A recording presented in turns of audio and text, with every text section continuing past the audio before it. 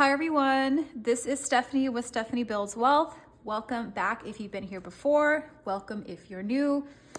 On this channel, I'm using myself in a social experiment to combine what I have learned about financial literacy and psychology to understand why we have the relationship, the feelings, the emotions, and the ideologies we do with our finances. And a lot of it, unfortunately, is subconscious programming that we have absorbed from childhood into adulthood, where it begins to manifest in young adulthood and adulthood. And a lot of the times, it sets us back from being truly successful. And so I'm going to be sharing my journey, implementing those techniques, going from a low-paying job to high paying, back to low-paying, lower paying, and really sharing the breakthroughs and experiences that I have been learning and applying those techniques to myself. And hopefully that inspires other people to look at themselves and be able to use those same techniques. If that sounds like something you're interested in, feel free to like and subscribe. Make sure you set yourself up for having all notifications. I do try to post videos twice a week, pending how long it takes to upload on my phone until I can get a laptop, because these take a lot of juice on your little phone.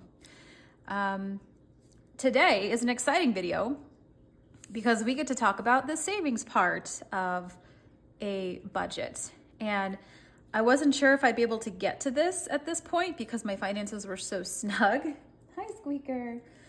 But I'm very, very excited to share with you all that I have something to share in the first place. So let's go. And this is part of the subconscious scripting that I have for myself, that I am wired for success.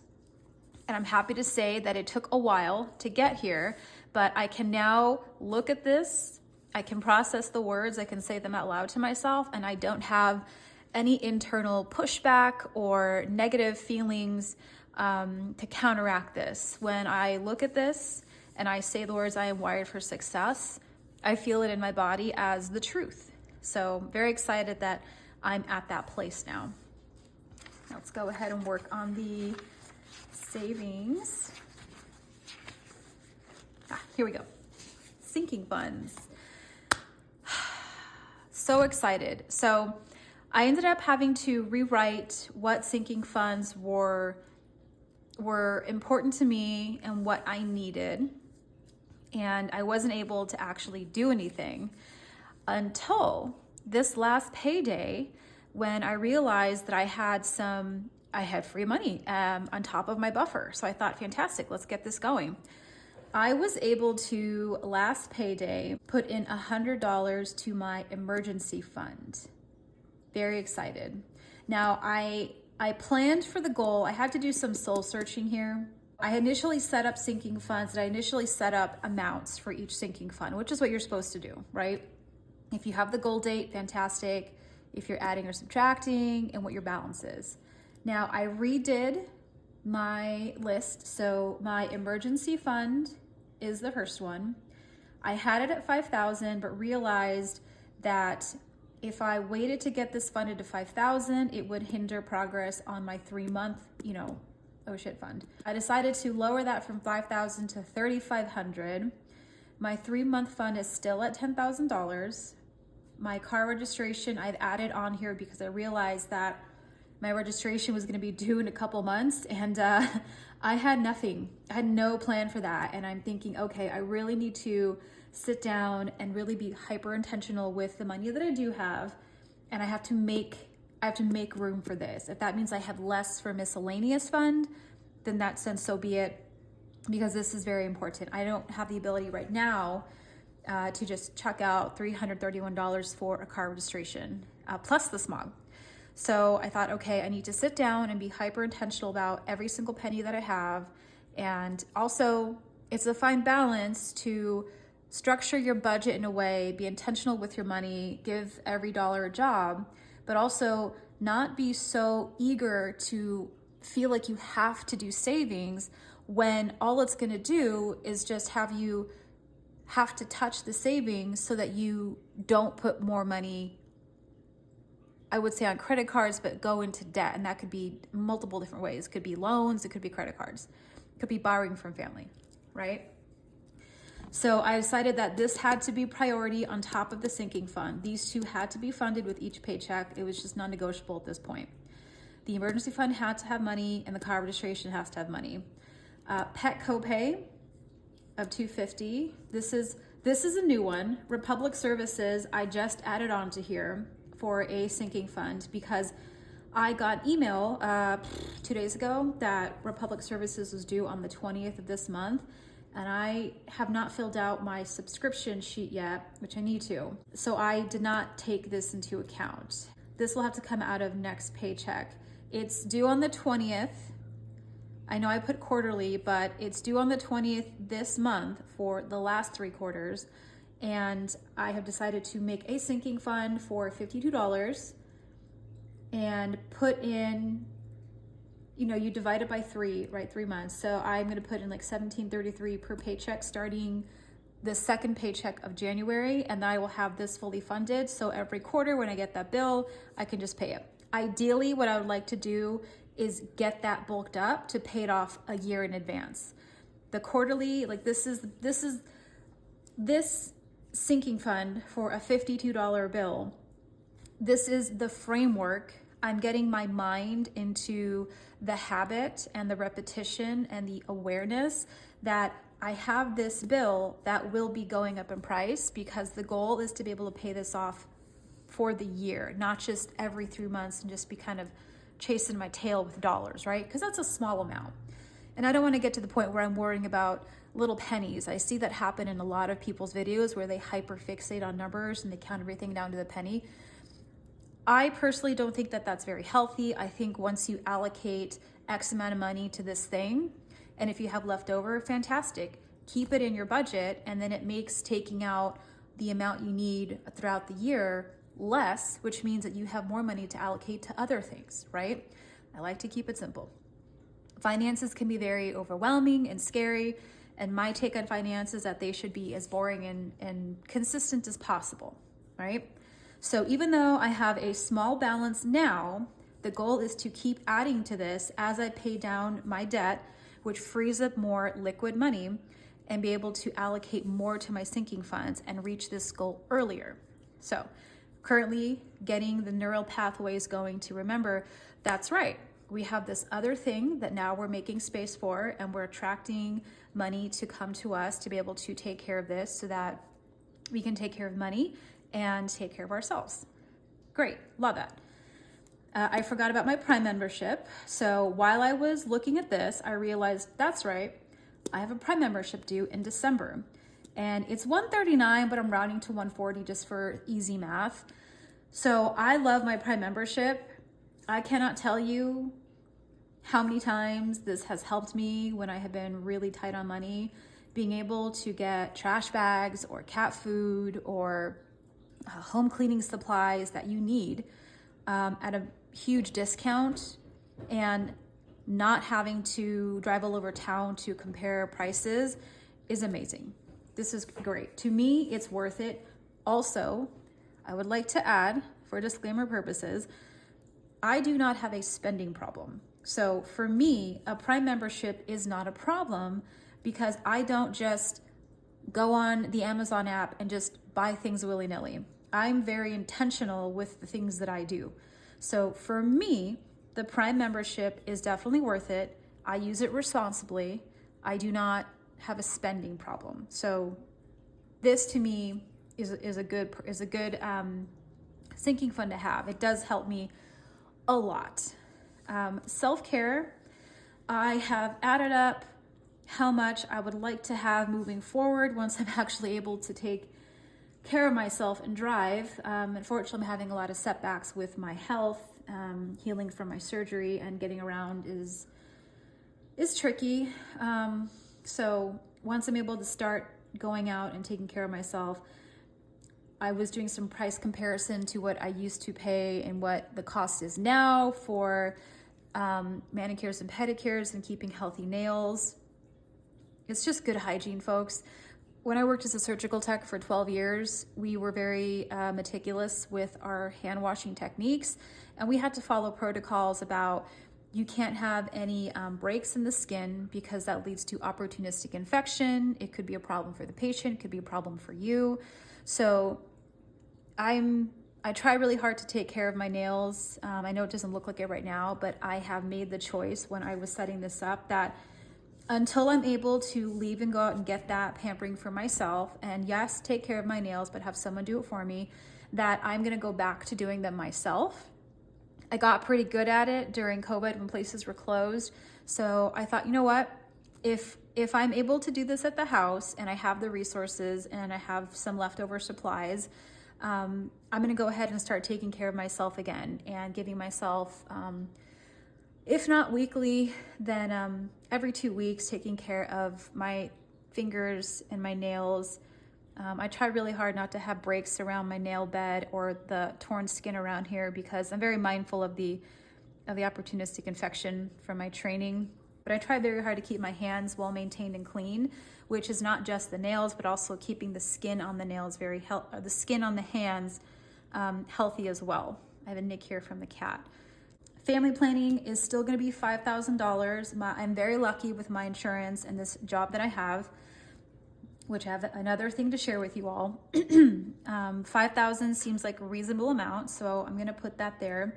My insurance does cover up to $15,000 worth of fertility treatments, but it's a one-time deal. It's not per calendar year, it's a lifetime insurance. And also what I would like to do, because auto insurance is going up all over the country, not just for Nevada, but for everyone else in the country, when I was in a position to pay things off, a year, 6 months in advance, when I made really good money at the hospital, I got a pretty good discount for paying in full and paying in cash. So I might be able to be in a position where this can happen. I don't know, but I'm putting it on here because I'm making it a subconscious, conscious effort. I'm letting myself know that this is something that's important and letting my mind fine-tune itself and create those little neural pathways, one little baby nerve fiber at a time until they reach and they touch and think, oh my gosh, we figured it out. We can achieve this by doing this and this. Amazing, great. So I have it on here because it is something that I would like to get back to the routine of doing, is paying utilities that you can do 6 months, a year in advance. Same thing with my Republic services, same thing with Prime membership. I would like to get back to being able to have these sinking funds fully funded and then just taking care of it at the beginning of the year so that I don't have to worry about monthly payments coming out every single month. That is a big motivator for me. I really can't stand having all these micro payments come out every single month, especially when I know that it's a payment that I can pay in full one time and never have to see it come out of my account again until next year. I was at a point where I was able to do that last time. So saying that, I'm not saying that to dwell on the past. I really like to say these things because it is so critical to change your mindset to know that, hey, if this was already done, that means that it happened. It was real, which means that that is a tangible, real goal that you can achieve again. It's not a one time and done. When you see things like this happen, you have to be like, wow, I know that that's a real thing that can happen because I already did it, which means I can do it again. Great, we love that. So I put it on here because I would definitely love to get to a point by next year, ideally. What is it? So my policy renewed on the 5th of January for the next 6 months, and I pay monthly. I would love, love, love to get my brain starting to make those little neural pathways, and when they connect, get to a point to say, oh my gosh, we figured it out. We know how to do this, so that by January 5th next year, we can pay this off in full and be done with it. I cannot tell you how much I love seeing my statements every month and realizing that I have very little auto drafts. I really would like to have as minimal monthly payments coming out as possible. And when I did it, it was beautiful. And I know it can be done because I already did it. So that is a real, tangible goal that I can set up for myself that is not a setup for failure, which will lead to spiraling out, right? when we are setting up our sinking funds, when we are setting up our payments and whatnot, we want to achieve realistic, attainable goals so that we don't set ourselves up for failure and spiral. Some people really go down a dark hole. Some people just whatevs and just keep going. We want to manage the conversation of finances in a way that it is easy to understand and easy to achieve and set up. We do not want to set ourselves up for failure.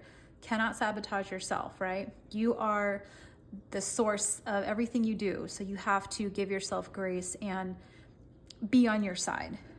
I want to share that with this paycheck, for the first time in the 3 years with work instability, I was able to deposit $100 into the savings. So the balance at the time, if I can put that off, no. So the balance at the time was $102.81. Amazing. Now, why that's crossed out and down to $48.41 is because, do you remember in our debt, not here, in our debt payments where I had paid off Discover number 1. Well, apparently I can't find the sheet. So back in my debt payoff in December, I was able to pay off Discover number 1. Amazing. And then I got a statement saying that I had a balance and that I owed $20 on Discover 1. So I was a little confused. So I opened up the app and I looked at it and I thought, oh, when you are making payments on items that have monthly or daily interest compounded, that's a better way to say it. Just because you pay off X amount of money today doesn't mean that you're taking into account the interest that's building up before you make that payment on that day. So that is what happened with me. The interest I have such a hard time saying this word in English, accrued. Wow, okay.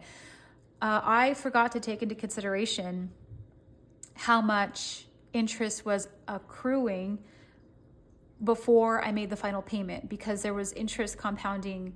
So I ended up having a balance of 52 something.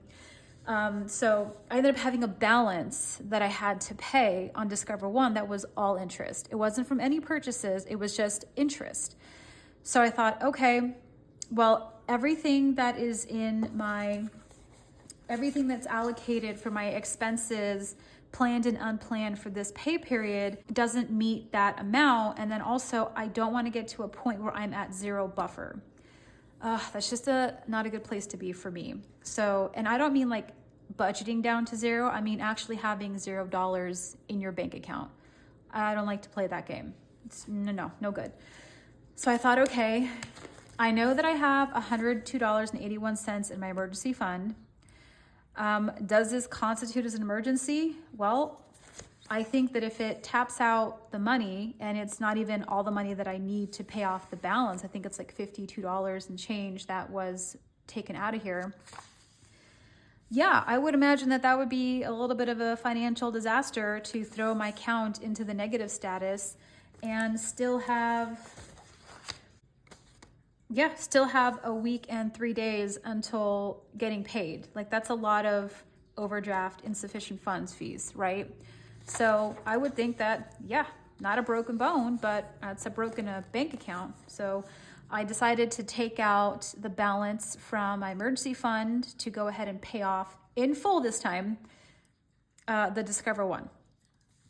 Now, the exciting thing here, okay, we'll get to that. So I was able to put money into my emergency fund starting the first check of January 2024. I was able to start the first deposit into the car registration at $34. So I have a balance of $34. I was able to put away $5 into the Amazon Prime membership. And I just want to say, the fact that you all saw me when I was starting and I had literally dollars in my account as a buffer, okay, as my checking account buffer. So between November, December, and January, when I became really hyper intentional about my finances and really looking at my money, really working on building my relationship with money again with the new information that I have. I went from having dollars, like $18, $10, $5 as a buffer, and having no savings and no sinking funds. I went from having over $20 consistently, the last several paychecks I've shared with you, over $20 as a buffer in my checking account balance after everything was taken care of, to not only having a buffer in my checking account, but having an amount in my emergency fund and in my car registration and in my Prime. So I have money in 3 different sinking funds plus a balance, a buffer balance in my checking account. I know that these numbers may not seem like a lot to a lot of people. Having less than $100 or $1,000 or $5,000 in a checking account would make a lot of people feel very uncomfortable and feel very cringe that, oh my God, that's just asking for trouble.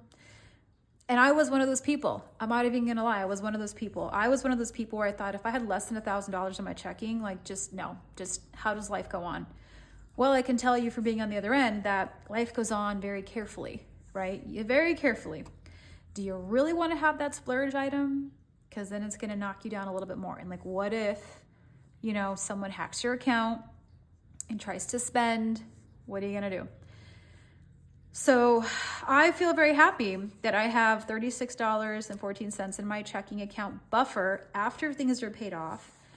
I was able to put money and start funding three sinking funds. I think that's really neat. I'm quite excited about that. For fun's sake, right? Money should be enjoyable, not just very logical and cerebral and in your head. Money should feel fun in your body, right? So for making this fun, because I'm a visual person and I like to, I'm very creative. I like to make things fun. I went ahead and actually started to be able to fill out for the first time in 3 years savings trackers. Yay! And I don't care if this seems silly or childish or ridiculous. I don't care. I'm happy to bring joy and lightheartedness into finances because money a lot of the time is very stressful.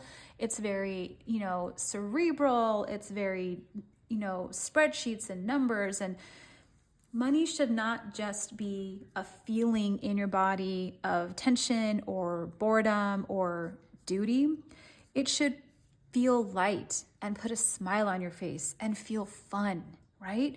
Money should be more than one-dimensional, a feeling in your body. It should be happiness and feeling empowered.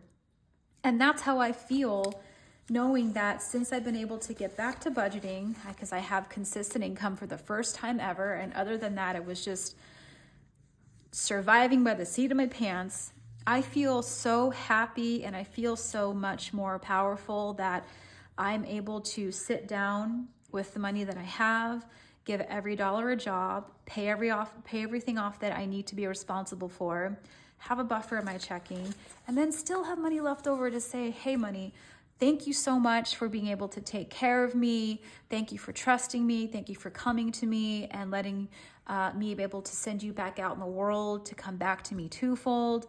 This is what we're gonna do. I'm gonna put you in these sinking funds, and then at the end of these sinking funds, it is gonna be a joy to fill these out. It's gonna be such happy, positive energy. It's gonna be a feeling of empowerment and safety. And once it comes time for these sinking funds to be full, I'm gonna send it back out in the world with happy energy, with grateful energy, with gratitude and joy and safety. And that light, happy, positive mindset, that positive energy exchange in the world, that's going to come back to you, right? We attract what we are. It's inevitable, right? Like attracts like. And I would love to be in a point this year where I start sending money back out in the world from a place of positive feeling and positive intention. So I have 3 trackers that I was able to start playing around with. I have my car registration tracker, with the balance or the goal balance of 331. And I decided to put it for the year instead of the month because I really don't want to be super wasteful with the paper that I have. I would just rather be a good steward of the things that I have. So I decided to just take these out and just roll them over to the month until they're fulfilled. So car registration sinking fund with a goal budget of 331. I divided this up by the number of paydays until we hit that June 6th marker, and it was just up to here. So I had and put in a little smiley face. So we have 1, 2, 3, 4, 5, 6, 7, 8, 9 more to go. 9 more paydays to go before that is fully funded. Yay. Savings tracker number 2 is Amazon Prime membership. And this is the goal balance of 140.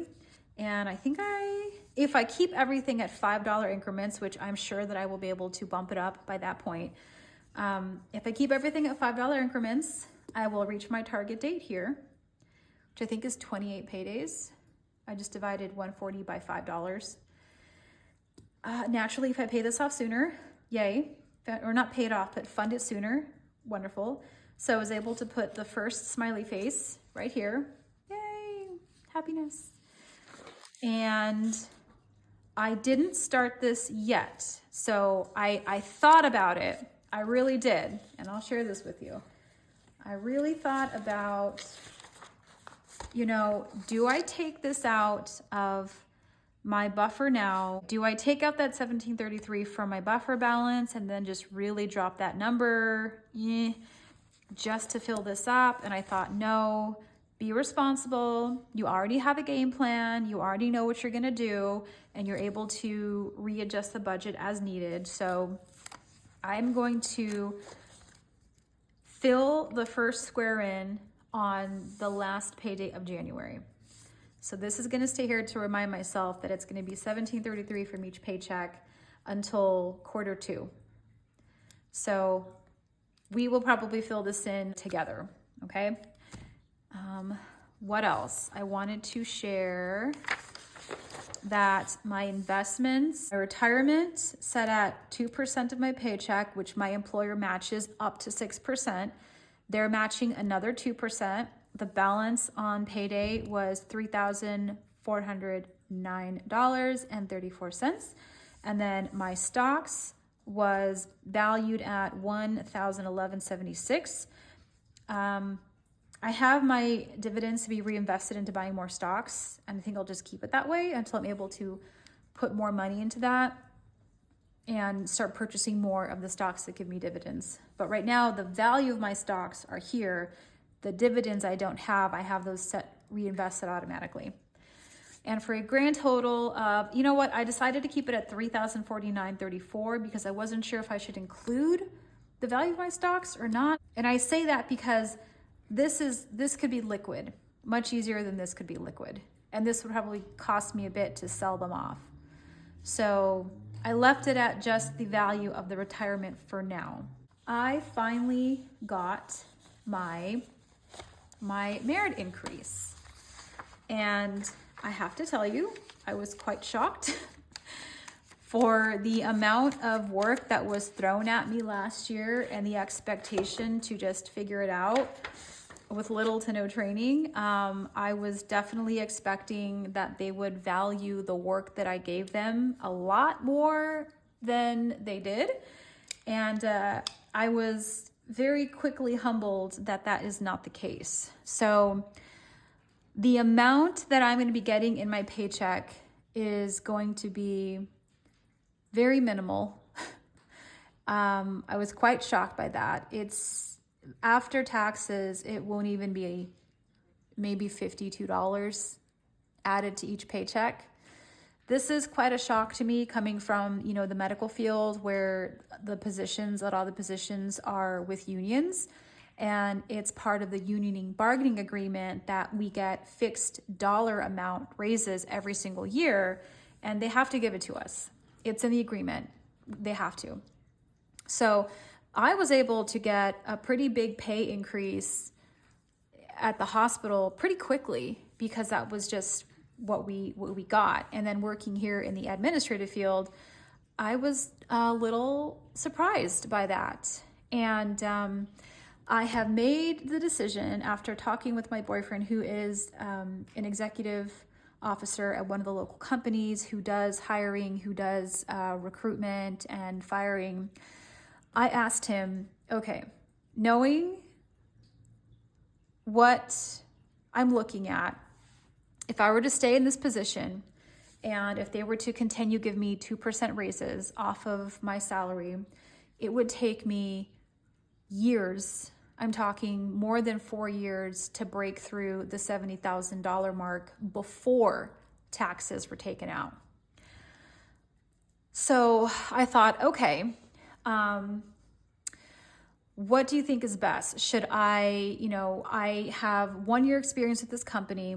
The idea of leaving the company is not really appealing to me because I have really good insurance that I need to keep using because I am not in a place where I can stop going to physical therapy because of my setbacks for my surgery. So if I were to leave strictly for more money and hopefully getting comparative benefits package, not just a salary package, my condition would be considered pre-existing and would most likely not be covered by the new insurance. So that is a huge no-no. Secondly, the company that I work with is massive. It is global. Just because I don't like the fact that I'm not getting good pay here, comparable to the work that I'm doing with my skill set, doesn't mean that I have to stay in this role in this department.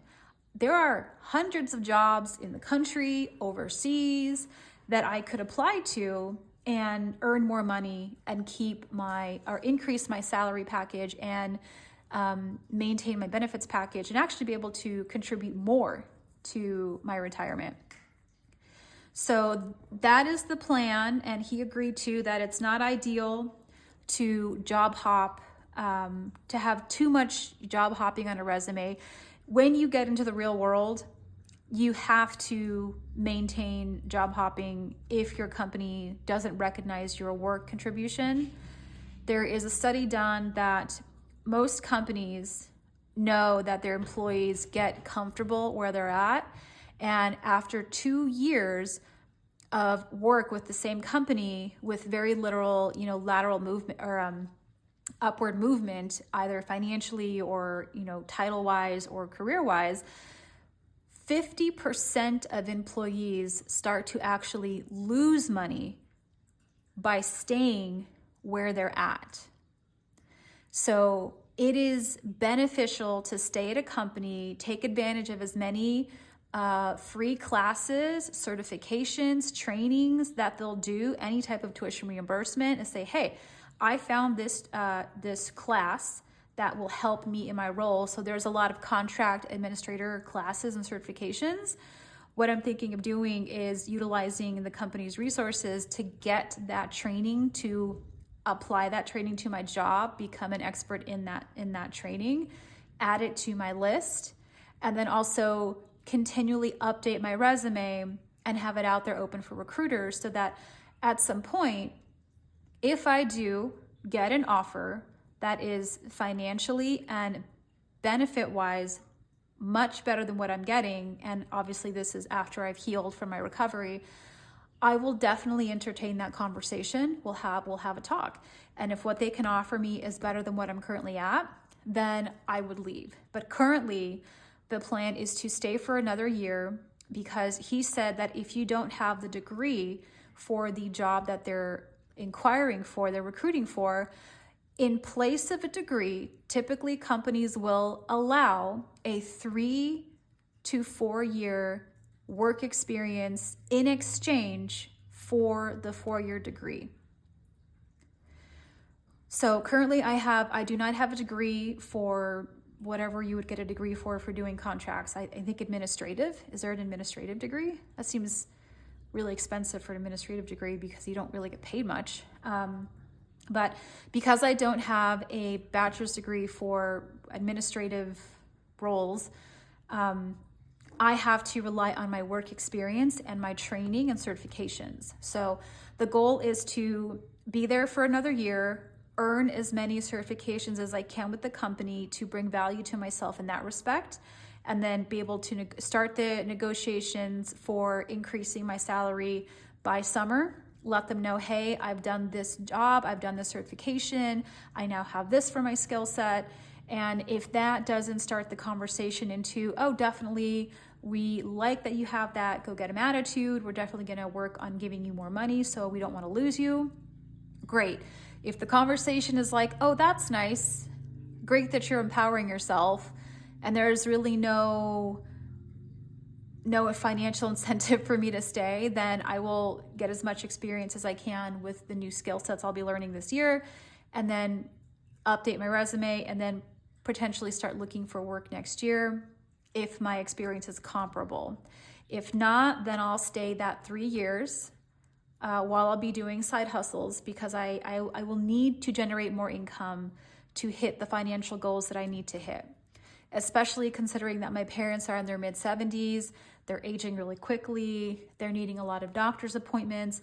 There is a very real chance that all of their financial responsibility will have to fall on me within the next 3 to 5 years, if not sooner. I mean, I worked in surgery for 12 years, and it just takes one fall and you have surgery, and you need to bring your parents to move in with you because they just can't be by themselves anymore. So I would like to say that I'm very calculated, like you have to take calculated risks at some point, and then when you're older and have more responsibility. So I would like to say that I would like to be very calm and collected about this, but also the reality that I need to start family planning soon, which is expensive.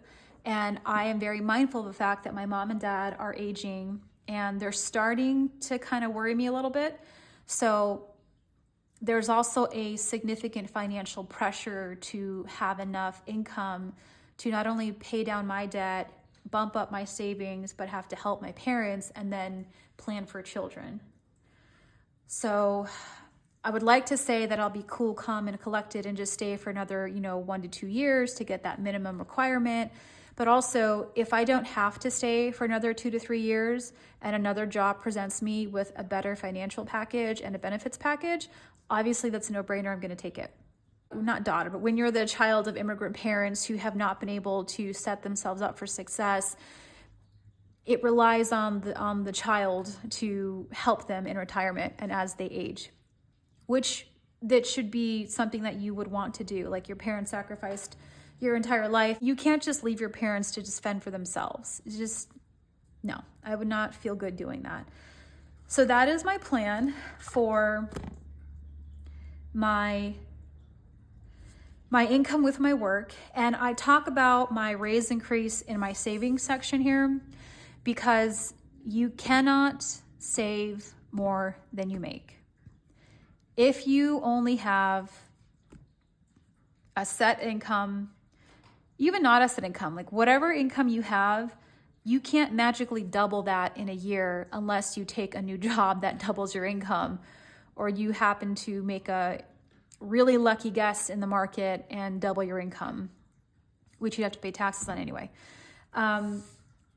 So if you want to be making $60,000, $70,000, $80,000, $100,000, the majority of that is going to come from an employer, unless you are really set in your company as an entrepreneur and you can make that money and make more of it. Amazing. But that's not who we're talking about here. We're talking about people who are working for an employer and are struggling with the question, do I stay at my job because it's comfortable, I know the work, it's safe, or do I take the chance and look at my skill set, repackage myself and say, you know what? I bring so much value to this company, and I know the dollar amount that they're telling me that I am valuable to them is not correct. I'm going to go out and seek the value that my skill set is worth, that my time is worth. Not just your time, but your time away from your family, your time away from the things that you want to do. I have known a lot of people throughout the years that were staying at a job past that 2-year point where the cost of living increases were just not cutting it, and they were struggling every single payday to put food on the table, play the which bill do I pay this month game, asking family members for money, asking for help, because they were so afraid to leave a job that they knew, even though they also knew that financially it was killing them to stay there. And we live in a day and age now where, it's no secret that the company itself, they don't value loyalty. They value someone doing the job with minimal issues, right? And you can love the people you work with, you can love the department you're in, but at the end of the day, that doesn't factor into you being able to financially support yourself and achieve your financial goals for yourself, for your family, for your children, their education, the access to things that having a higher income can get them, and even your own retirement, so that you don't find yourself in a position, with your kids where they're your retirement plan because you didn't take advantage of anything, or you didn't want to put more value in yourself and earn more money, and now your children are scrambling for how to not only cover their retirement and take care of their family, but also factor you in as well. And I'm not saying that as a dig on my parents. My parents did the best that they could with the information that they had, migrating to this country in the 70s, which, you want to talk about being scared and having, being Middle Eastern and being Mexican, coming into this country through New York and whatnot through, in the 70s, I know my parents got taken advantage of. I know they got picked on. I know they did. And they never talk about it because, they're very humble people and they don't want to probably rehash those feelings. But it's so important to factor in what you make when you're thinking about savings, when you're thinking about retirement, because you can only save and invest with the money that you have available to you.